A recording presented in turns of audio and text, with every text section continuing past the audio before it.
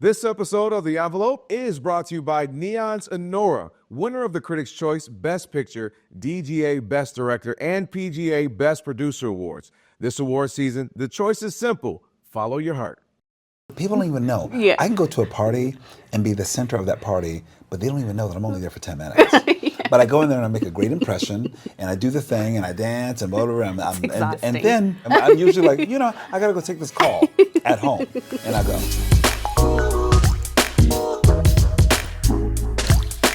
Hello and welcome to the season finale of The Envelope. Kelvin Washington, Mark Olson, Yvonne Vidiel. And looking forward to this. We got to have some Oscar conversations here, of course, to get to that. And with that, I'm going to start with you, Mark. We know there are things that kind of lead up to it that we can say there's a trend.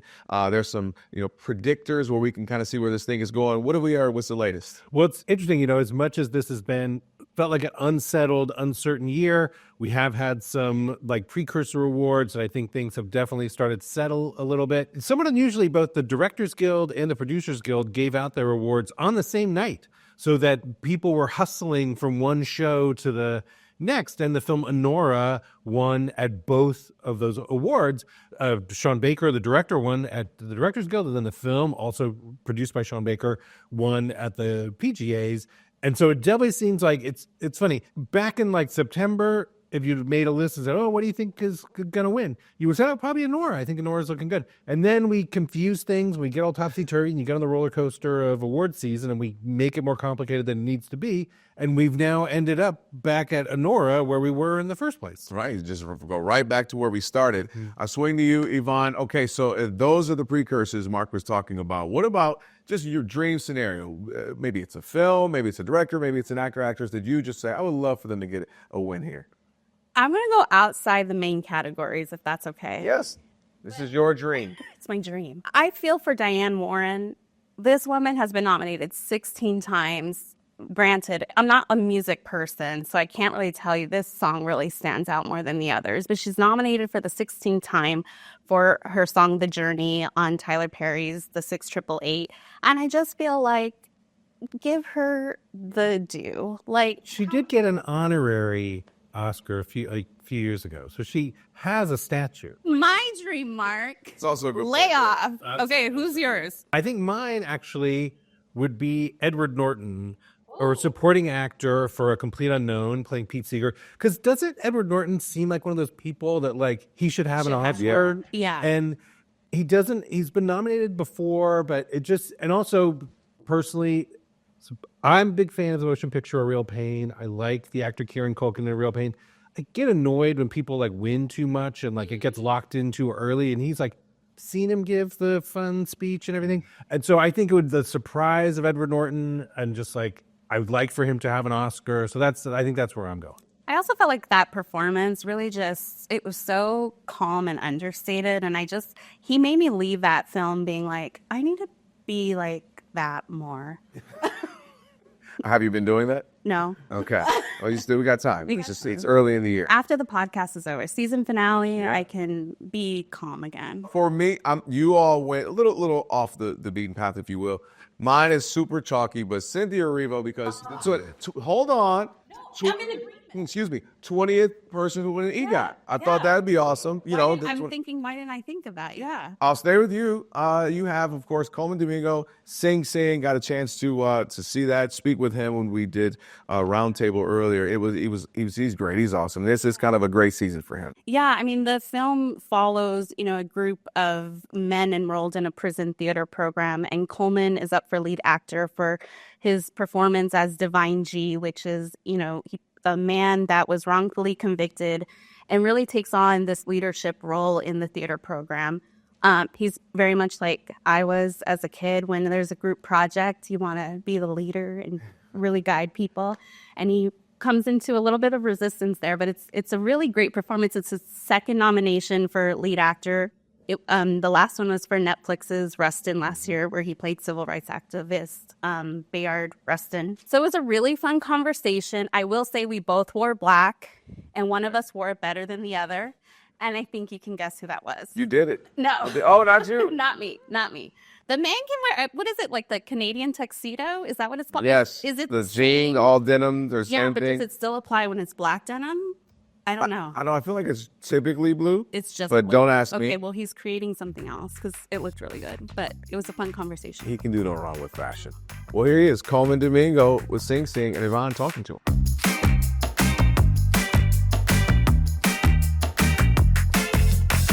Colman, thanks so much for joining us. It's good to be here. I kind of feel like we're on a Real Housewives reunion. I know you watch Real Housewives.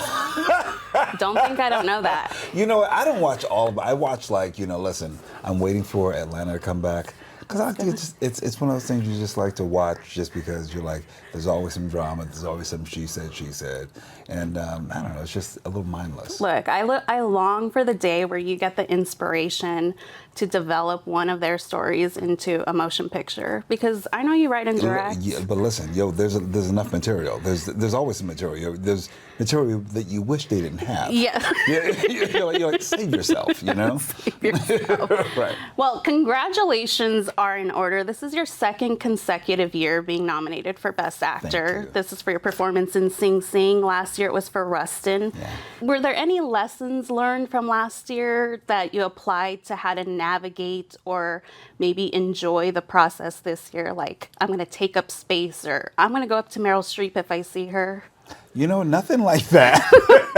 But I think that I think I just naturally try to be present and enjoy the moment and where I am, and not let it be about the actual award, if that's strange to say, but like the idea of being feted for the work that you care about and being in the room, being present. So I feel like that's something I navigated pretty well last year, and this year I think I'm even more mindful about making sure that I rest and I wake up in the morning like I say I do, because I wake up early in the morning. 4 a.m., guys. Yeah, 4 a.m. 4 a.m. But you know a.m. what? That's for me, because that's me time. So before I come out and do all this stuff, I got to just be able to, like, you know, wake up early. Literally, I like watching the sunrise. I go for a little walk around my property. You break down your boxes to recycle? I totally broke down my boxes to recycle today because they were all stacked up since like Christmas. So I was just cutting boxes, you know, the most mundane stuff.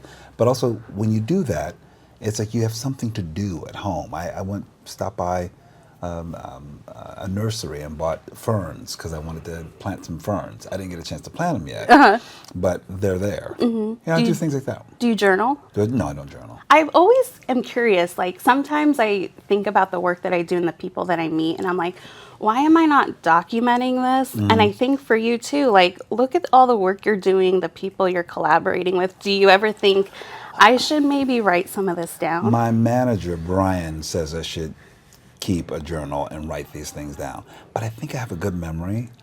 And I think and now I'm starting to understand why I'm not keeping a journal.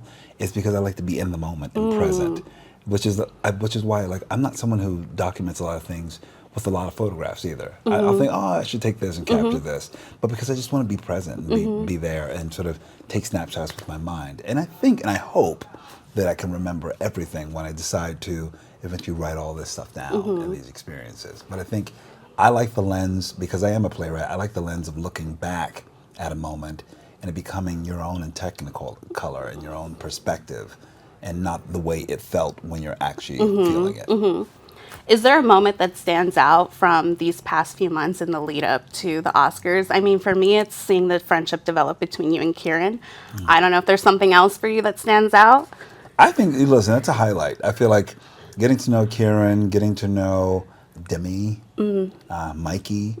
I mean, that's the joy of this. It's like all the new comrades that you meet and you admire their work. You watch all of their films, because before we did any of the roundtables, I made sure I watched everyone's films, so I can actually, when I see them in the room, I can talk about their work. And so that's been the joy. And so I've been doing that, but also it's also the friendships that I established even before, like with Bradley Cooper, the people who come out and sort of like stand for you and sort of amplify your work. You know, Bradley, Andrew Garfield. I've made some real good brothers and sisters in this industry, and it's nice to see when they sort of, you know, they step up and they just say, "Hey, I want to tell everybody about your work in the film," and that feels good. So you feel like you're doing it with a community and not just on your own. That's nice.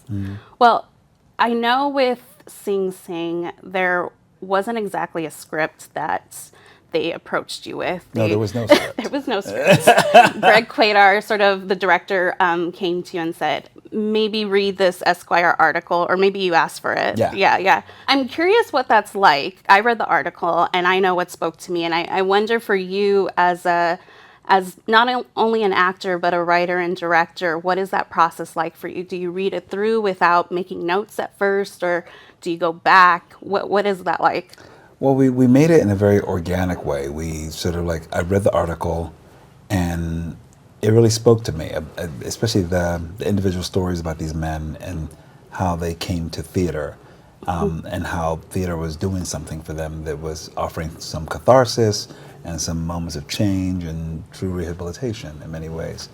And so I was fascinated by that. And I wanted to help tell this in a film setting, especially when we drill down that it's just about a friendship more than anything. It's not this prison drama. It's not suffering all these tropes. It's something unique and really showing the possibility of the human spirit when you pour art and love and humanity and light into it. So I just thought that was great. So we did a lot of work on Zoom. Actually, we actually got together on Zooms and we talked about what we were interested in.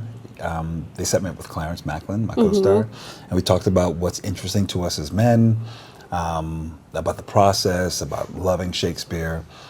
Greg and Clint would go off and write and come back and present some scenes to me. We would read them, talk about the scenes, talk about conflict, talk about how we need to dial things up. Clarence would share things from his lived experience of being, incarcerated, and I would share what I know as an artist and a maker of film and television and theater. And so that's why we sort of created this hybrid and sort of just gave everything that we could. And the cool thing is I was asked to bring more than just sort of like the role of just actor, but to bring all the multi-hyphenate parts of me to the process.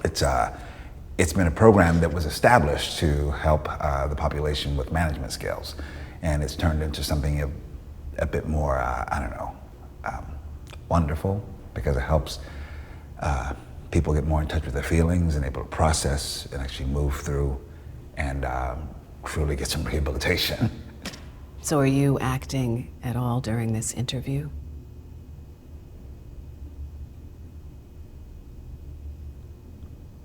Absolutely not. I truly hope that you can understand that I've been very sincere. I know how meaningful this is. I would never, actually that's not the intention of acting. Acting is just a process. I read about the program. Did you find any parallels or similarities to what brought you to theater with what brought these men? Yeah, absolutely. Tell me about that. I think I was always a shy kid and, not popular, come from a very, working class family. And when I found theater, when I was 19 years old at Temple University, just taking an acting class as an elective, it gave me, a place to give me a voice, because I don't think I had a voice then. And it gave me like some purpose, and you're creating a community and you're doing something and building together. So all these skills that I realized I was drawn to. And also I love the research aspect of it. I love history. I love the deep dive. And so I felt like I found a place for me where I belonged. And I think a lot of these men found that too. Many of them say that they found it much later than they hoped or wished, because it wasn't offered to them when they were younger. And they say that perhaps some missteps, some mistakes may not have happened if they had sort of this foundation. And that's exactly what I know, that theater can seem trivial to people, or people standing on stage and emoting in some way, but I'm like, but it does so much for a person. Whenever I would teach, I would ask students to come in and show me their monologue, and then I would redo their monologue with them. And I've had so many breakthroughs as a teacher, where I would have this young woman come in and I'd say, give me this monologue. She said, I'm going to do this monologue from Neil LaBute's Fat Pig. Great. And she was a big girl, and I was like, but I met her before, and she was vivacious and funny and interesting. And I was like, why'd you choose that monologue? And she said, well, I think this is the way the industry would see me. And I said, that's interesting, because I see you as a queen. I see you as playing Juliet. I see you as all these things. And she cried, I cried, we all cried. And I said, you have to dictate who you are and find your voice and who you are, not let other people tell you who you are. So for me, even as a teacher, and I don't know why I'm telling you this, but as a teacher, I would tell my students, if I give you skills to be an actor, that's great. But if I give you skills to find your voice, that's even better. What was that experience like, taking that acting class as someone that's shy? I am painfully shy. I used to hide behind my mom at every family function, doesn't matter. But when I do my work, talking to people like you, I feel like I'm wearing a mask, like I'm a superhero, and it allows me to do it. Yeah. What do you remember clicked for you in that class where you're like, oh, this is unlocking something for me? I think there was a sense of play, first of all, where we were I remember we were rolling around on the floor and being silly and being open, and using our imagination and doing it together. Like that was required. Like it shows that in our film Sing Sing. It's required for you to be silly and vulnerable and weird, and pretend.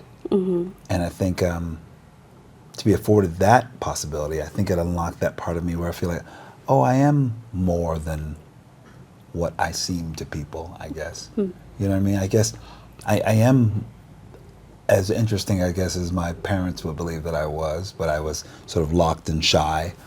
And so it unlocked something. Honestly, I know that there was the person before, because like when I was in high school, no one would ever believe that I'm doing what I am doing now, ever. Because I was very shy. I was on the school newspaper. Every picture of me in my high school yearbook is like hiding behind glasses and a thick sweater. And then That's still me today. right. Okay. But so I feel like I'm a reformed introvert. Okay. I feel like I know how to do it. I know how to like Play at home, the part. Yeah, but at home I'm pretty quiet actually. Yeah, I think I am. I'm pretty quiet, and I'm always in my office and reading and doing other things because that's the introvert. And then, but I know how to dress it up and get out there now because I knew that that's also something I needed to learn how to do. My best is when I'm in a large environment and just being one-on-one with somebody. Then I feel more like myself. But it's almost like feels like a mask that you have to put on. Yeah. You know, to navigate this world. I think it's useful. It's weird too because people will think, is this really you then when we're out doing what we're doing, or is this a facade? But it is just this like different side of you. Well, the funny thing is people always think that I like to be out all the time, and I actually don't. You want to be home watching Housewives. Well, it's funny. I think I have a limited bandwidth for a lot of what can I say?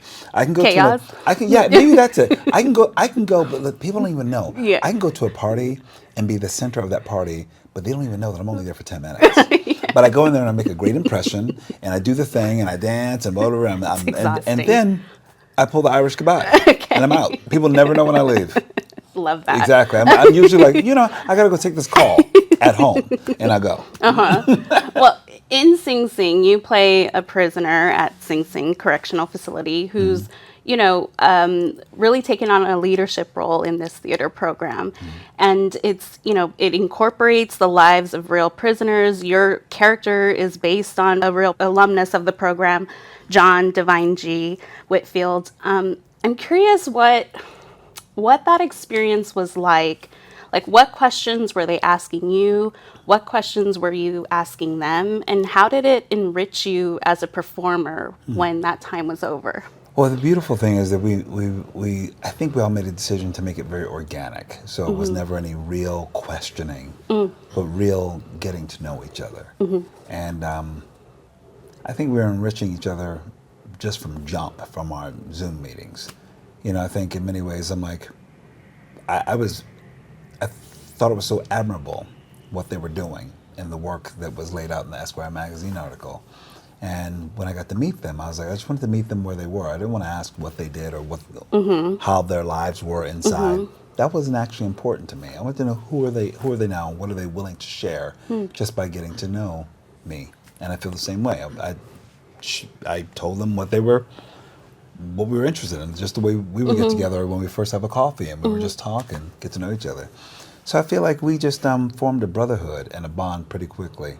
And I know that I had to establish sort of I don't know,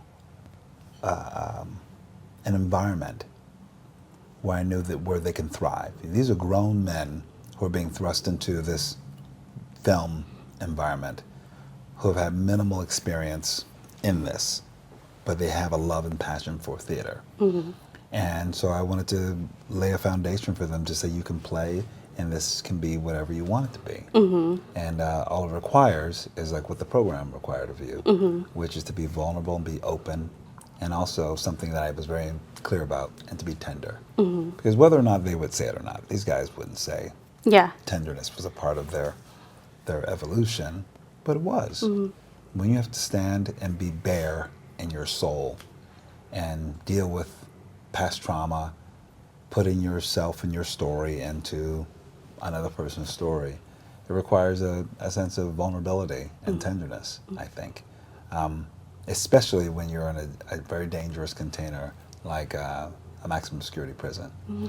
So I think it enriched all of us. I know that I invited my best friend Sean San Jose to be a part of the film. He plays Mike. Okay. And my other best friend Sharon Washington plays the parole board hearing officer. Okay. And I knew that I needed love in the room so I can be as vulnerable as possible. I knew that they would have an effect on the rest of the cast, as well as Paul Racy, who was these are the only 4 professional actors in there. I knew that we had an opportunity to share what we know and share it with people who could be great beneficiaries of it. And I know that we're beneficiaries of what they share with us. I did this because of their work.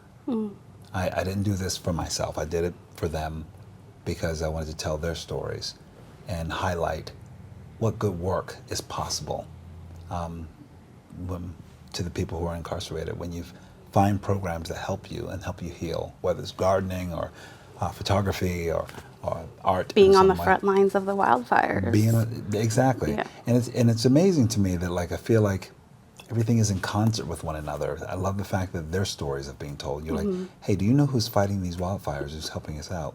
These are folks that most people have put away and out of their mind. And they're actually the ones who are out there to do the work. And now we just have to make sure that they're properly compensated. And there's a path, a pathway to when they get out, they could have a place in our society. Now give them some love, give them some love. All right, that's enough. All right, now what's your emotional state? What's underneath that? Mad as a mother. Okay, no, okay. Anger is the easiest thing to play. Am I right, Brent? Too easy. What's more complicated is to play hurt. That helps you name the thing, all right? Now try that. All right. From the top. There you go, Brent. How transformative is that experience, especially for you? You're in this real moment in your career, and to be working with people that approach their work for such pure reasons. How illuminating was that for you, of remembering why you do what you do? What a great question. I can't forget, because I think I come from a very humble place. And I just always believe when you do well, you take care of others as well. And you pass it on. It's not just for me, it's for all of us. I know that I represent many communities, and many people have poured into me so I can be exactly who I am. And I don't forget that at all. And I know that I've established, grants and awards and opportunities, production companies, because I want to make a difference. And I know I make a difference standing as an actor and a writer and a director, but I can make it a difference as a producer, or even just as somebody. Person. Yeah, just a person. But what we do day to day is very important to me. I think that was instilled in me by my parents, which is to make sure that your life was a life of service. I try to inspire other people to know that that's what it's about. Especially, young people trying to navigate, or people who are looking at me now who would like a career like mine. Right. I always say, hey, get that word networking out of your system, because it's not about networking. It's about getting to know people and looking after each other. And if you're looking after somebody and they're looking after you, you all win. Something that's crazy to me, and I hesitate to say this out loud with my editor within earshot, but You shot this across 18 days in between The Color Purple and reshoots for Rustin. And I can't imagine that kind of schedule and intensity. Was the pace of that something exciting and thrilling, or No, it was scary. It was scary. It was scary because I've never done anything like that before. I think I'm a pretty measured, pragmatic person. Usually I like to have a proper amount of prep time because I feel like that helps me do the work so I can actually be liberated in the work. But the schedule just wouldn't allow. And it wasn't even my suggestion. It was the suggestion of my director because we got to a good draft of the script, and then they said, well, when can we shoot it? I said, well, that's a whole other story. I don't know, maybe next year. And they were like, oh man, because we really think we can get this done and we can do it in a great way. And I said, I don't know, man. I don't know what to tell you. And Clarence Macklin Jr., my co-star, literally smiled at me on the Zoom and said, come on, man, we can do it. And so with that sort of innocent, come on, man, we can do it, and that invitation, I just said yes. I threw caution to the wind. I said, yes, I can, I'm not afraid of hard work, and we'll figure it out. And I'm not prepped the way I think I like to be, but I also was up for the challenge that maybe this needed to be different, and it needed to help me process my work and be a part of the work in a different way, which is why I know it's probably some of my more threadbare work, because I leaned into that. I'm like, I'm dealing with men who've had the lived experience, so therefore I can't have any gloss or sheen over my performance, like I probably had with Rustin or Color Purple. The characters with more size and polish in a way. And I thought this requires more grit, and it requires more of me, to be honest. In the film, the group of actors are working on a time-traveling musical comedy, which honestly looked rather fun. And insane. So if you were presented with Breaking the Mummy's Code, which is also just a brilliant title, would your interest be piqued as Colman Domingo? And what character would you want to play? Absolutely. Would you want to be the gladiator or Hamlet? I feel like I would want to have. The funny thing is, I always feel like, it's so funny, I feel like, listen, I've always straddled my career of being a character actor and a leading man. And I feel like the character actors have a lot more fun. The leading man have a good time too. You got a different weight on your shoulders. But the characters who come in and hit it and do some wild stuff and roll out, it's kind of fun too. So I'm not sure. I feel like I would like to play both. We both. Don't be greedy. You continue to be a busy man. I mean, you've got the upcoming Tina Fey comedy.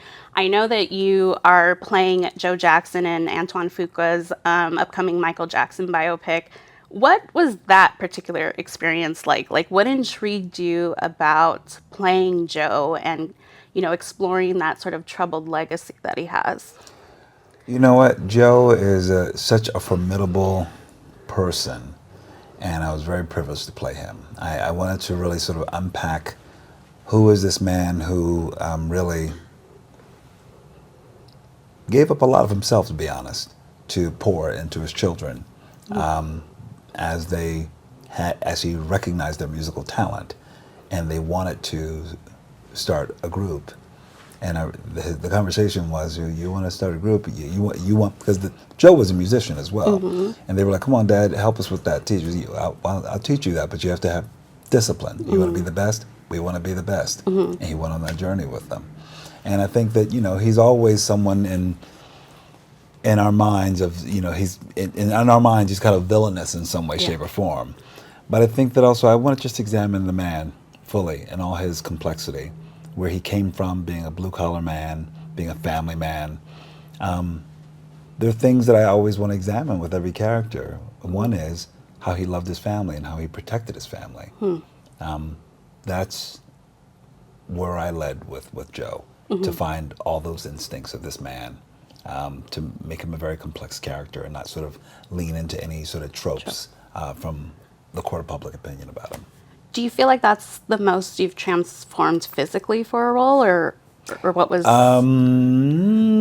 In film, yes, because I'm wearing prosthetics, and I believe my makeup is probably tinted just a little fairer than mine, and Joe had blue eyes. Yeah. So did you wear contacts? I look very different. I look very different.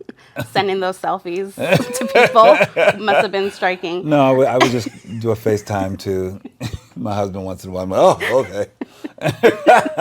Yeah. How about Euphoria? Is it back in production yet? It was supposed to be. We are back in production. Okay. I stopped by the studio yesterday. Tell me everything. I can't tell you anything. You've read a script finally, though, right? I can tell you that we're in production, and it's going to be fantastic. How was it to be back on set? You can tell me that. It was beautiful, actually. It was nice. It was actually very calm and kind, and I caught up with Z for a bit. Mm-hmm. I caught up with Sam, and it was just lovely. It was just really, it was another. It just felt like I went back into a lovely work day. Did you feel like you had to reacquaint yourself with the character? Did you have to rewatch? It's been about 3 years. I actually wasn't on yet, so I just popped in to say hi. Okay. I just popped in to say hi because it was nice. So, just say we've really been a family, and I just wanted to pop in and check on my family, knowing that cameras are up. Because right after you wrap on that is when you start work on Scandalous, right, with Sydney Sweeney? Yes, but before that, I do a movie with Steven Spielberg. What the heck? Yeah. What the heck? I'm greedy. Yeah. Yeah, I go shoot this movie with Steven Spielberg, and it's a beautiful cast. Emily Blunt and Colin Firth. Okay. Yeah. Josh O'Connor. And you're not keeping a journal. No. I know. No, I'm too present. I feel like I just want to be like in the present. I want to have your mind because I feel like I would forget everything in like 2 years. But see, I think that's also my challenge because I feel like people always want to document it so much. Yeah, yeah. It's funny. I feel like I just like being in it. I like to be in it. Well, such a crucial component to your job has become the red carpet element. And Colman, the way you show out on red carpets, consistently, like one of the best dressed. Thank you. That's why I was worried coming here today. I was like, I won't even try. It's simple. I'm wearing like, Look at the way you wear black and the way I wear black. It's just denim. It's so different. It's denim and some Oxfords and a simple shirt. But I mean, you talked earlier about like being sort of an introvert and a shy kid. What has this element to the job unlocked for you? Do you see it as working in conjunction with the way you present yourself on screen, or is it a totally different side of your creativity? It is totally in conjunction with it, because I feel like it's all storytelling. I think it's a way to express yourself. I think, I grew up wearing my older brother and older sister's hand-me-down clothes. So I think that there was something about that once I got my first job at McDonald's and I went to buy my own things, I think I wanted to have, what is my sense of style? How do I wear clothes? How does this body feel out in the spaces? So for me, it's part of that dressing up that introvert that can tell a story with his body. What was that first item of clothing with that McDonald's paycheck that really you were like, I got this? Two-tone jeans. Ooh. Oh yeah, because we're hot then. Yeah, exactly. We're talking about the 80s. Okay. So there were two-tone jeans. I remember they were stonewash on one side and blue on the other. Oh, nice. Absolutely. You can do that again. Yeah. Have you started thinking about Maybe I'll rock something like that for the Met Gala. Okay, I was going to ask. You're co-chair. Yeah. They just announced the theme. You want to talk a little bit about being a part of this and the theme itself? Yeah, super fine. Exactly. Tailoring tailoring the black dandy? Something like that. Somewhere around there. But it's fantastic. It's really looking at the history of black male tailoring, which is awesome. It's never been done before. And I'm just really excited. I'm excited about all of it. I'm trying to think. I'm working right now with Valentino. I'm a house ambassador for Valentino. So Alessandro is going to design something really special for me to wear. Oh my and I feel like I want to do a couple outfits. So we'll see what happens. Have you started thinking about the story or emotion you want to evoke with your red carpet for Oscars? I have, actually. I feel like I thought about a color. I won't tell you the color because it'll be a surprise. Okay. But something about it I just can't stop thinking about. And I'm trying to think of history.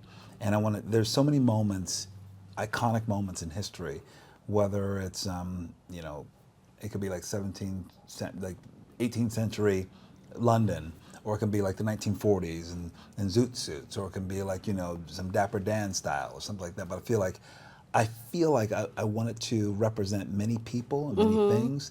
Because even when I went to the Met Gala last year for the first time, I've referenced Andre Leon Talley and Chadwick Boseman.